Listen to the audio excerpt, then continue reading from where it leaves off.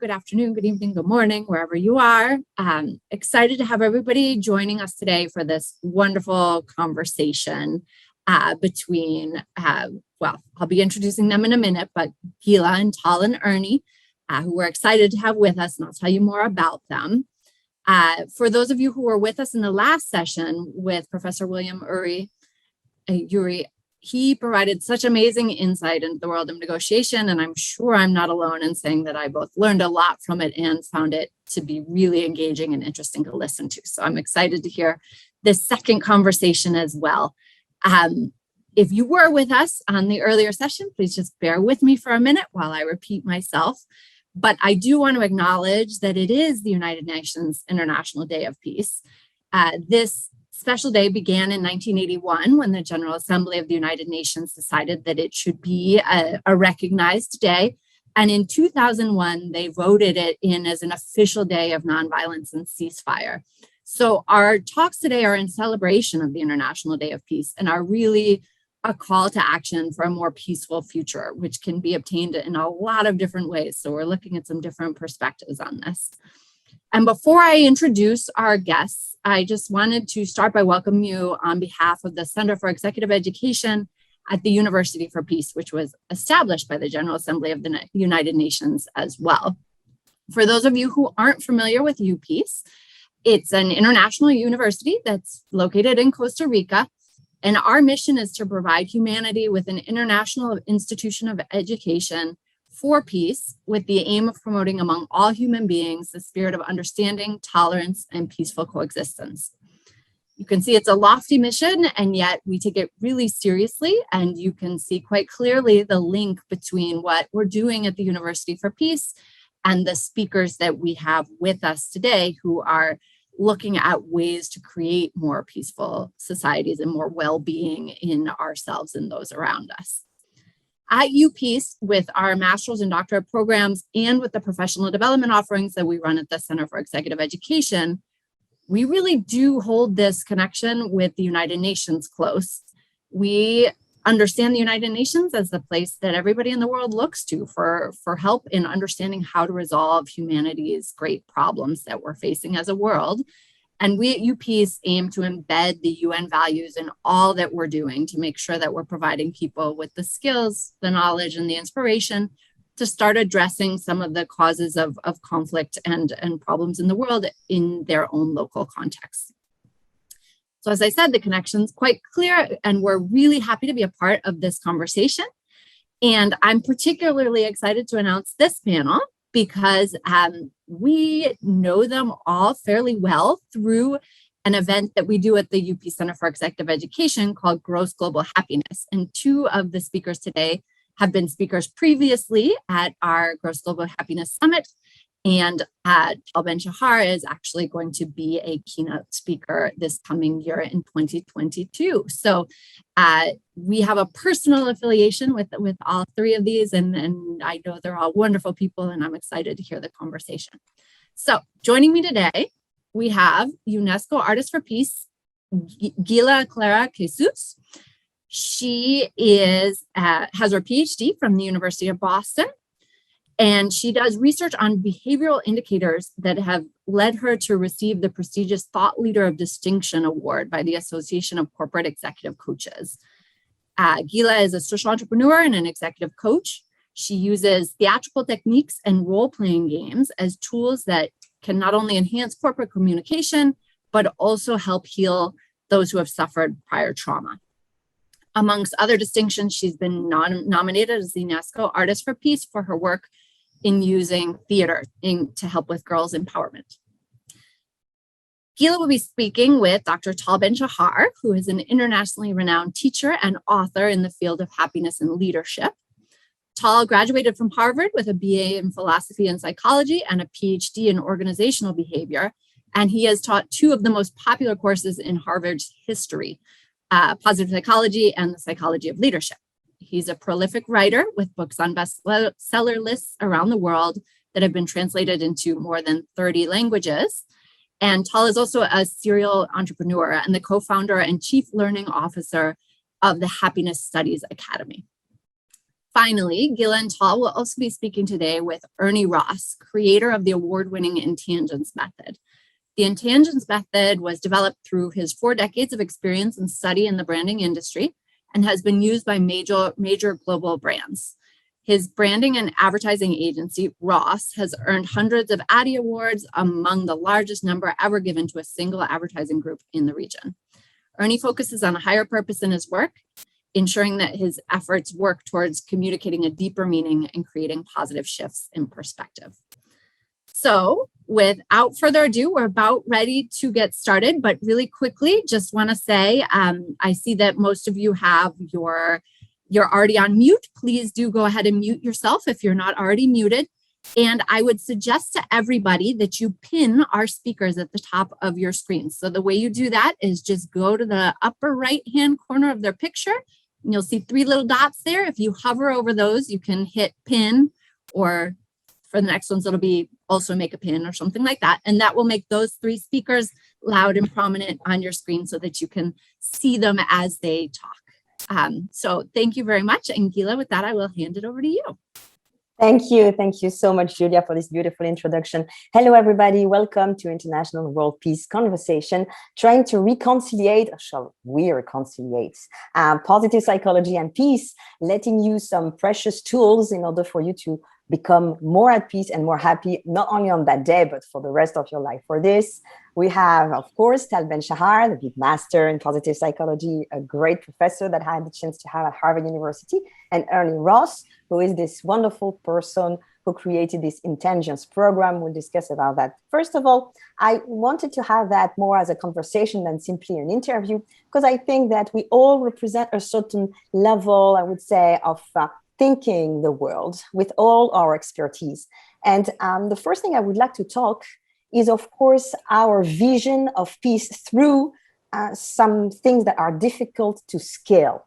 And that's why I would like to hear Tal and Ernie, and I will bring some insight myself on those notions, how to try to energetically be on this motion of bringing peace and happiness, where we don't know how to scale those in terms of physical relationship to us, or even mental. All these are so intangible, may I say so, that it's very difficult. When you're talking about key BIs, you know, that's now the new way to talk about it.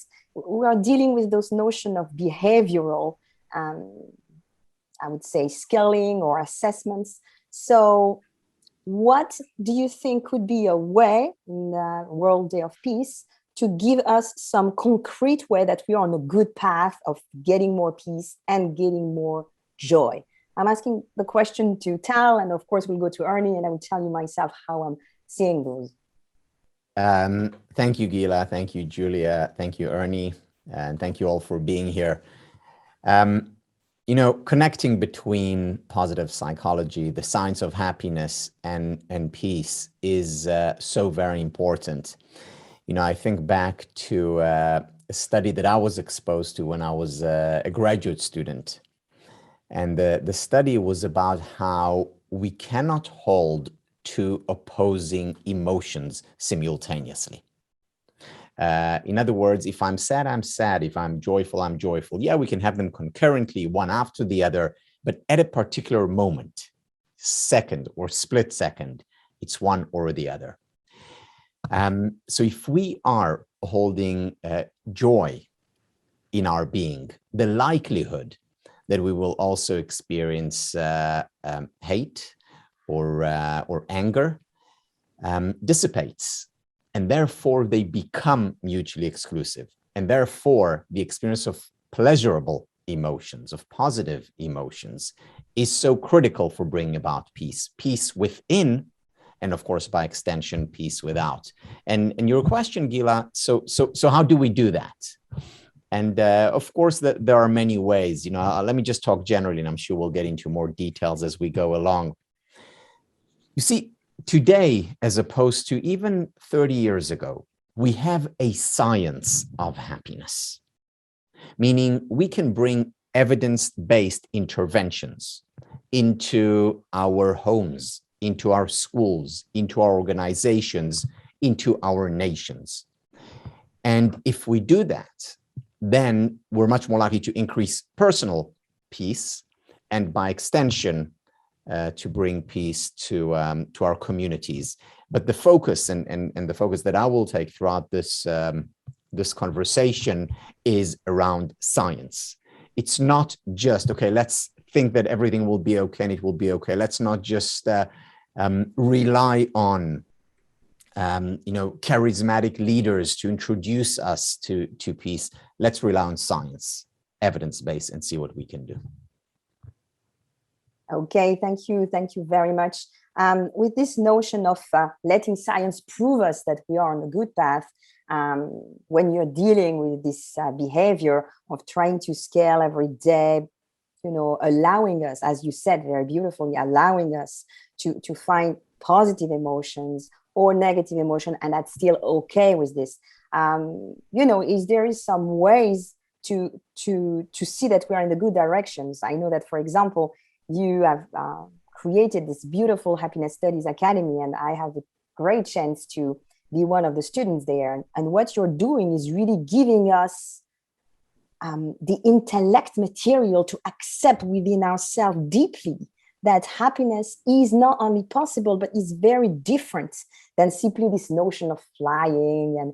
And by doing this, it's slowly a way to enter in a different dynamic. And I would like to know if this is also part of the scaling of a mental switch. Shall we really define peace and happiness differently in what we're thinking? Yeah. So, the common definition of happiness, what most people see happiness as, is just pleasurable emotions. They would say something, I was so happy on the beach, or I was so happy having an ice cream. That's part of happiness, pleasure, but it's not the whole of happiness. Happiness is much deeper than that. For example, this is very important for inner and outer peace, a sense of meaning. If I'm able to wake up in the morning and have a reason to get up, something that is meaningful, then not only will I be happier, I'll also, by extension, be more generous toward other people. People who wake up in the morning with a sense of purpose are better team players. And needless to say, that purpose has to be a moral purpose, has to be a moral end. But when we have that purpose, that immediately creates more inner peace. Something else, and I'm going to go in a completely different direction now, which may not seem related, but it's very much related. People who are physically active are more likely to experience inner peace, and by extension, also generate outer peace. When we exercise regularly, we have certain feel-good chemicals that are released throughout our body. So it's not just a healthier body that we enjoy, you also enjoy a healthier mind. So physical exercise has to be part of overall happiness. Another thing that's extremely important for happiness is being present, mindfulness. We have a lot of research on meditation showing how when we accept and embrace any thought, any emotion that goes through us, we're also much more likely to be accepting and embracing of other people. So there's always this mirror between the inner and the outer, whether we're talking meditation, whether we're talking exercise, whether we're talking finding a sense of meaning and purpose, whether we're talking cultivating relationships with our loved ones. And if we cultivate healthy relationships with our loved ones, we're more likely to be in sync, in peace with the greater community. So if I were to apply that, and I'm going to, of course, ask the question to Ernie to react, if we want to be more at peace, we need to be more gentle. Do you think it's true, Ernie? And how do you think peace and happiness could be connected, especially dealing with intangibles, since it's really the core of Intangience program? Well, my presence here, to be honest, I'm no expert in peace, but I try to apply the Intangience branding methodology that we use and sort of distilling peace as though it were a brand. And if you will, forgive me, we ask 3 questions in probing a brand, building the brand architecture, defining and distilling what it is. So if I were to use peace as a brand, as an identity, And I posed the three questions that we use in the Intangience methodology, which would be, who am I? What is my purpose? How will I be remembered? And if I did that, what would emerge from it would be something like this. Who am I? I am the absence of ego in the presence of respect and understanding. As a definition in trying to build what this brand would be like. So that the first requirement in establishing any kind of resolution to a potential conflict or ensuing conflict would be to let go ego at any level, to arrive at the points that Tal so eloquently expressed. And the next would be to establish an environment in which, or enable an environment in which peace and, understanding and respect would emerge. The second tier of that question would be, what is my purpose? To which developing the peace brand would be to see peace as an ongoing process rather than a final objective. Because one of the dangers would be to say we have arrived at a point where you have found peace and therefore it's over. But it must be constantly evolving, where we must revise it, renew it, and reinvent it to suit evolving circumstances, as we would do with any brand as we're putting out there. How will I be remembered? As someone who always sought to see the world the way it is rather than the way I am. And one of the dangers inherent in building the peace brand would be to make broad assumptions about how it is being perceived, accepting that past experiences, beliefs of every kind, whether it be political, religious, or whatever, are influencing how we see the particular situation, whether it be a one of conflict or otherwise. And finally, in this tier would be the intangience insight. That is the sort of universal truth that we arrive at. And the intangience insight arriving here for the peace brand would be, everyone wants to be acknowledged. And it is the basis upon which the brand of peace will be built. Acknowledgement of another point of view, those that espouse it. And the guidepost that took us to there, that is the letting go of ego, being fully present in respect and understanding, recognizing that the brand of peace isn't going to be established unless if we continue to exist in stagnant conditions. We must see it as being constantly evolving, and then to arrive at a place of genuine acknowledgement that becomes the basis upon which the brand of peace can find enduring appeal.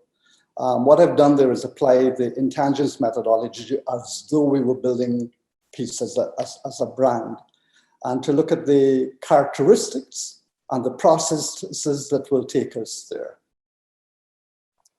So it's, I would say, by a certain protocol that we can change not only the companies, for you, Ernie, since you were talking about all of these different things that a brand has to go through. And we see sense of purpose, we see meaning. So all of the positive psychology is here to find peace. All of this is also very intellectual. When you are an artist, and like I would say that the definition of an artist is that you are not defining yourself as so. Okay, so an artist is someone who is called an artist, and is not someone who suddenly wake up and says, I'm an artist. And an artist working as an artist is really there to make a difference in the world by using a tendency that we all have, that is a tendency, I would say, towards difficulty, towards the dark side, towards depression, and create that to make that something else. And I would say it's a lot of passion, and listening to positive psychology or to sense of purpose or to meaning sometimes is so rational. And sometimes for me, it's like as if there was some breaks to this passion that sometimes goes and goes further than simply rationality, but goes embracing emotions in a very, almost like a very fiery desire. What do you think about that? Both of you being thinkers, working on my side as a coach, when I'm also talking to my coachee, is this always creating that desire still here, as if to take, to be sure taking that your heart is still here, and be sure that you still have appetite to eat, even if you have to exercise and not to eat too much chocolate. But how do you have this warning of keeping the passion up? Tal, what can you tell us about that? I certainly see the role of art in moving us towards the desired end. Aristotle, 2,500 years ago, said that art is more important than history, because history shows us things as they were. Art shows us things as they can and ought to be. As they can and ought to be. Now, this is a very important message, because essentially what art can do is help us create a picture of the kind of reality that we want to live in. Now, that's one role of art. There's another role of art, which is to highlight for us things in reality that we may have missed. Absolutely. So by doing these two, by playing these two roles, and the two roles are important. You see, if we have just things as they can and ought to be, then art becomes detached. If we have only art that shows us, what's not working in the world, then how are we ever going to be inspired, directed, guided, moved towards a better reality? So having these two seemingly conflicting views of art. One is the romantic, what life can and ought to be. The other is the naturalistic, what is, life about, with all its messiness and hardship. Having these two coexist in tension, that is what we need if we are to be moved towards positive change, a better future. And what I think art does as well, Guila, and you know this better than anyone, is that it causes us to shift a perspective that we might otherwise not have had. At the Rethink offices, and one of the artists that I love is called Leandro Erlich from Argentina. And if you go in our offices, you see this object that appears to be a broken mirror with a broom placed upon it. And most people stand in front of this object and they try to figure out some reason for it. They give it an interpretation, but it's an illusion. He's a conceptual artist that creates these illusions in life for us to look, to question our version of reality. It's really just an empty space in which he has placed a wire running diagonally from one end of the frame to the next, placed a broom in front of one and a broom behind it to give the illusion of a mirror. But it really it's about shifting your perspective. Are we seeing the world the way it is? Or are we seeing the world the way we are? So art allows us to do that, and artists allow us to do that. Whether the work is from Leandro Erlich or the other artists we have at Rethink, each one of those pieces causes us to question our version of reality. And I think that's a good role that artists play in determining our interpretation of life. Thank you very much for those answers. Art is also, the artist is also someone who is proud not to be happy, never been happy, the perfectionism of artists. And if I were to ask you, are you happy and are you at peace today? If I were to answer first this question, I would say no, and I'm proud not to be, which means I live my life from peace to peace. I live my life from happiness to happiness, because as a great master is saying, what is worth is the way to happiness and not happiness. What do you think of that, Tal? Are you happy and are you at peace right now? Is that a trick question, Guila? It is, of course. You know me. So here is the thing.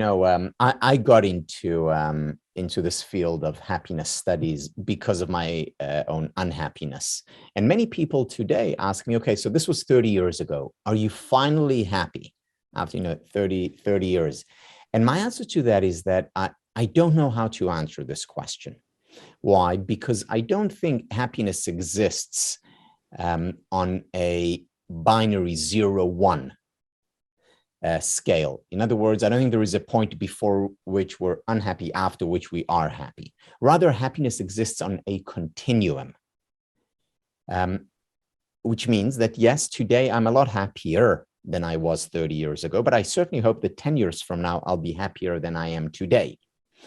So it's a journey. It's a journey that ends when life ends. Now, very importantly, this journey includes ups and downs. So, you say, sometimes you're feeling good and other times you're not. I mean, that's natural. We all go through those ups and downs. The question is, how do we raise the base level of our happiness? And here, Guila, I think we we may differ in our understanding of happiness and its value. For me, the goal, whether you're an artist or a psychologist or a teacher or a social worker, it doesn't matter. The goal is to increase the base level of happiness. In other words, to become happier, even if you're an artist, because what more and more, first of all, it feels good to feel good. So happiness is good in and of itself, but not just as an end. Happiness is also important as a means. There's more and more research showing that when we increase levels of happiness, what we're also doing is we're improving relationships, teamwork in the organization. When we increase levels of happiness, we become more productive. When we increase levels of happiness, we become physically healthier. There's actually a connection to longevity, so we live longer. When we increase levels of happiness, we become kinder, more generous, and this is specifically for artists, we become more creative. We become more innovative, whether it's running a business or putting our ideas on canvas. We actually become more creative. Now, that doesn't mean that you don't have the depressed artist and that you cannot create and be creative and innovative when you are depressed, but all other things being equal, it is happiness rather than unhappiness that contributes more to our overall creativity. What I'd like to interject here in terms of the expert in happiness is Tal, and I've learned so much from his books and his talks. So one of the things that I find as a characteristic for arriving there is simple. It's acknowledgement. Last night I was looking at the Emmy Awards, and and how they were crying, holding this coveted prize, and thinking through what was so important here. And it is the point of acknowledgement by their peers that they had arrived. Whether they had 9 nominations or 2 nominations, but to actually win that acknowledgement. And the simple little acknowledgements we make of each other every day, whether you go into a Starbucks and you just take the moment to acknowledge the person serving you or whatever, it's huge in terms of being able to shift that person from the point of view of the way they feel and the way you feel about yourself in expression of the practice of acknowledgement. And Ernie, would you say that you are happier than 10 years ago? Me? Yeah. Would you say that you are happier than 10 years ago, more at peace? At this very moment, I am. I'm in the same school of thought with Tal as far as that is concerned, and entering the happiness world or practice, if you will, from the point of view on happiness, and trying to find, where do I go? What's the purpose of my life? Why am I? What is all of this about? And for me, I've arrived at it from the point of view of establishing greater and greater steps towards meaning. I'm happiest when my life has meaning. That's why I'm saying to you right now, I feel happy because I feel I'm fulfilling a mission. But I think for me, my life is determined by those steps that I make along the way. I could not be happy if I didn't live a meaningful life. And the more I move in that direction, the more I find a sense of fulfillment that makes me happy. And that to me is more the enduring process of happiness or meaning of happiness, rather than a moment of joy that is fleeting. If my life could be determined by a greater purpose, then it has meaning, and therefore I'm happier. Okay. We heard, yes, go ahead, Tal, go ahead. So, Guila, I just want to reflect on something that Ernie said, which I think is so relevant for our conversation today. So Ernie, you talked about, acknowledgement, whether it's from, a person at work or just, walking the street and being seen. And I think this acknowledgement, as soon as you mentioned it, I thought, wow, this is one of the links between inner and outer peace. In what ways? So there's research that came out of New York University by Professor Tom Tyler and others on justice. And what they do is they distinguish between 2 forms of justice, what they call distributive justice and what they call procedural justice. Distributive justice is, you distribute equally and you feel like, it's fair. Procedural justice is that you feel that the process was just. Now, specifically, what they showed was that people who were in court and felt that they were heard, by the jury, by the judge, that their case was made, that they were seen, even if the judgment eventually went against them, they accepted it because they felt, I was recognized, I was seen, I was heard. Whereas people who felt like the process was unjust, in other words, they weren't heard, they didn't get their, day in court or time to express themselves, they felt even if they got a better distributive outcome, because the process was unjust, they felt like they were unjustly treated. So to be seen, to be recognized, to feel like there is justice in the process, that I'm seen, that I'm visible, is so important for us, for human beings.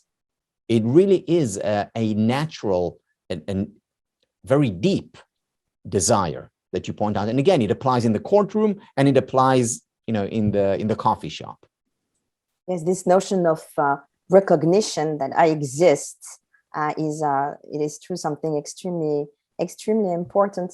And so could it be something important also to be more at peace? We heard William Ury telling us that, of course, meditation, but also working on ourselves for more silence, for more listening, and restraining ourselves. I like this moment when you say that, to restrain ourselves to the point of writing an email when we receive something negative and put it in the draft and not saying it.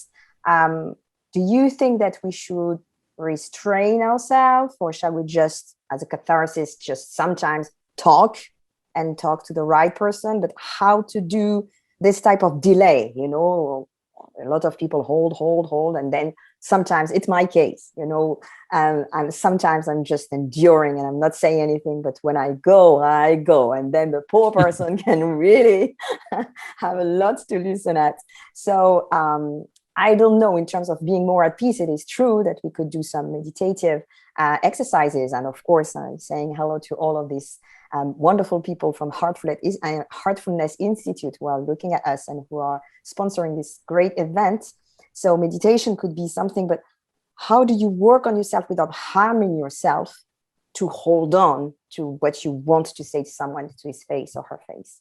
Yeah, so you bring up a very important point that applies to probably most, if not all people, especially to service providers. And let me explain. And again, service providers, I'm talking about, whether it's the flight attendant, whether it's the person who's standing in front of that counter at Starbucks, Ernie, or a service provider is, a therapist or a coach or a manager.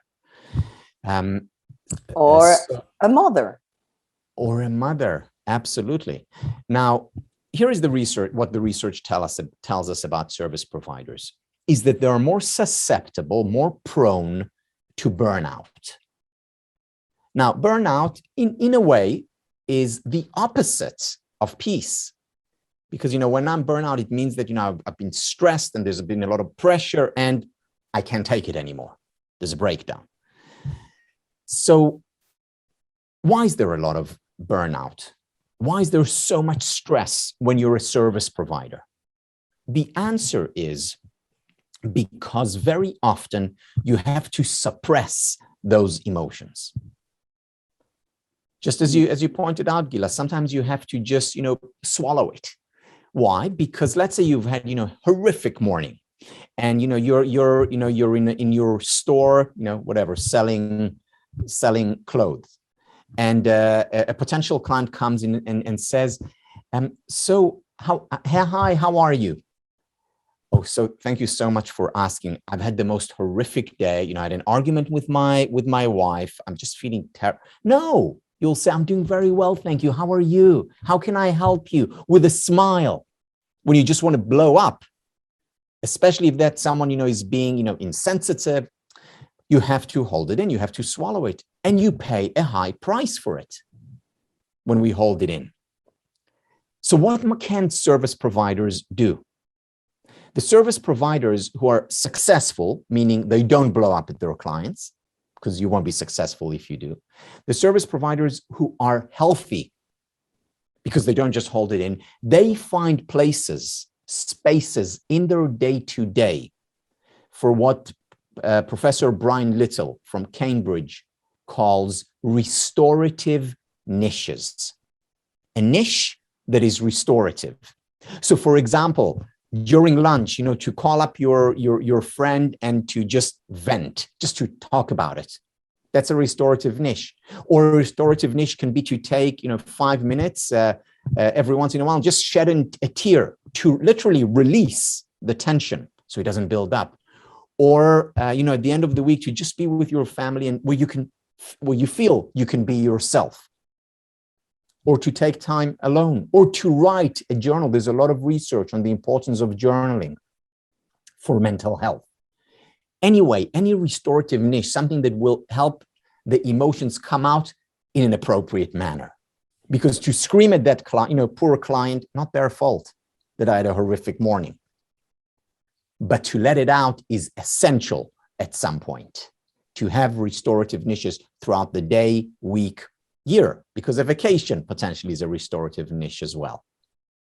Yeah, you just make me think that my restorative niche are the cabs that I'm taking a lot, and they're very nice and they're really wonderful. And I remember someone who has a hairdresser who's been also a restorative niche. So that's very good tips for the people who are listening.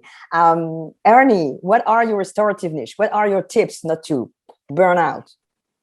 Oh, well, I'm not the one to really speak on that, because I've had a life where I would excuse my intensity of passion from the result that I wanted to create.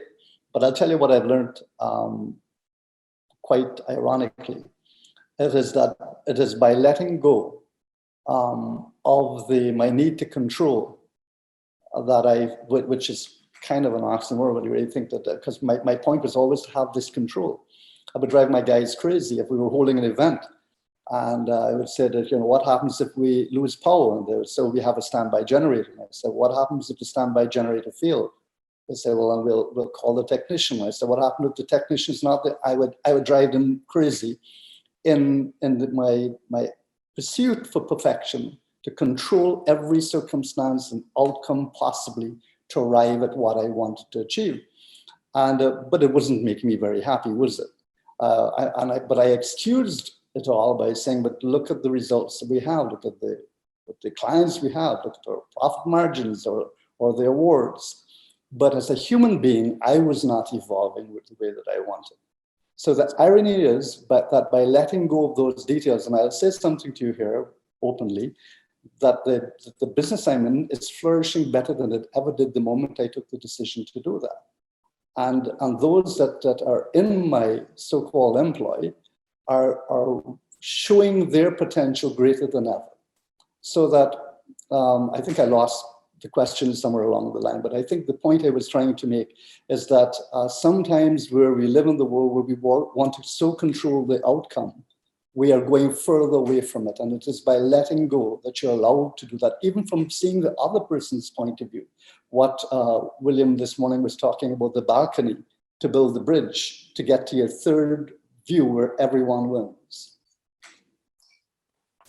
On the contrary, you are really on the topic, because this could be a wonderful tips also, just to let go and accept not to be a perfectionist in order to really not, leaving a burnout. And we're getting to the end of this conversation. I would just like to share something with you. You're both creating programs. You're both having this type of vision, in order to have people get transformative or company transformative. How in the program Happiness Studies Academy or Intangience do you try to get more peace and more happiness to the world? Tal. I'm a big proponent of education. When people ask me, so what can governments do to bring more happiness to the world? My answer, first and foremost, will always be education. Now, this is not a theoretical type of education. Yeah, we talk theory, we talk research, but there's always a connection to application. So, if you're talking about finding restorative niches, okay, so what restorative niches are you going to find for yourself starting today, and introduce them as rituals into your life so that you can do them consistently? Because, we can bring about change, personal change, organizational change with relatively small interventions, if, this is a big if they're applied consistently. Meditation can literally change your life for the better, but not if you just go once to a 3-day or even a 10-day retreat. But yes, if you do it for 5 minutes every day over a period of a year, then it will really change the neural pathways. Exercise can make a big difference in your life, but not if you somehow run a marathon today and then do nothing after. But yes, if you run for, 20 minutes, 30 minutes, 3 times a week consistently. So the emphasis of the Happiness Studies Academy is, yes, providing the research foundation. And then always asking, okay, so what's the relevance of this research to my life? How can I apply it in my personal life? How can I apply it in my relationship? How can I apply it at work? And then through those behavioral changes, through those rituals, consistent, ongoing action, that's where we bring about change. And, not just to ourselves, because what we also know about happiness and generally about our behavior and emotions is that they are all contagious. And they're contagious in the best sense possible. So in a sense, we can create a positive pandemic of joy, happiness, and by extension, peace.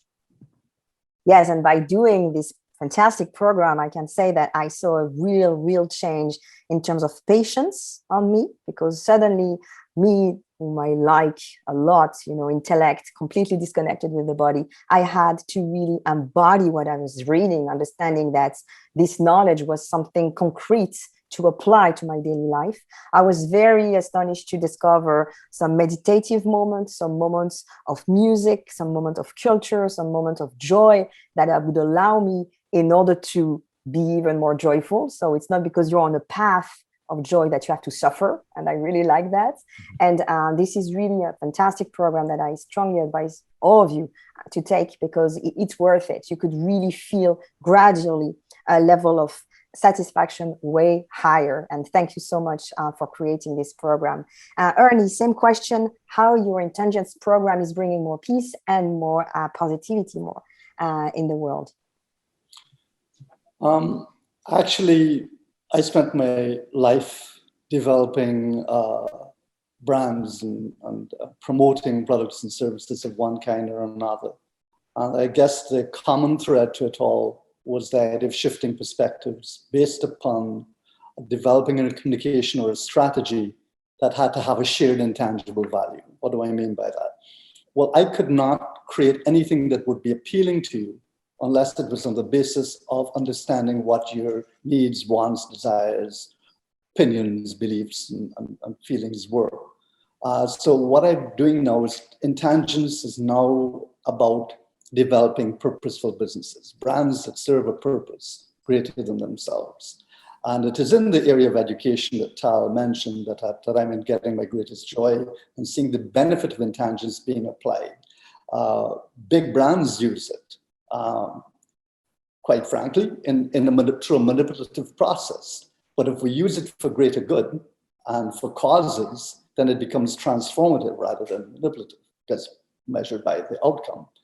And we'll be joining, as you know, with yourself and Tal to do a program that is going to be building on that platform of transformation by, we haven't got the title of it yet, whether it's Pandemic of Performance Part 2 or Capitalism, where we conjoin what Tal teaches in terms of positive psychology with what we show by demonstrated capacity for arriving at consensus through shared intangible values and building meaningful human connections, whether it be in your business or in your personal life. Thank you very much. Well, Thank you for this wonderful conversation. We get to the end of this moment. Thank you for being my restorative niche. Really, it was a wonderful moment to share with you. I would like to thank our host, of course, the Center for Executive Education at University of Peace. Thank you, Julia Delafield, the Executive Director, and of course, Mohit Mukherjee, who is the founder director of this beautiful institution. I would like to thank our sponsors, Heartfulness, with the Connecting for Peace event, together with, of course, all this work that we're doing at UNESCO to build peace through art and culture. I wish you all the very best, and not only with the program, but with the meaning of yourself, the inner self. I wish you a wonderful day, whether you could check, the participants, there are participants from all around the world. No matter where you are, be more at peace, be more joyful, you deserve it. Thank you for sharing this moment with us, and we send you the best vibes possible. Thank you. Appreciate it. Thank you.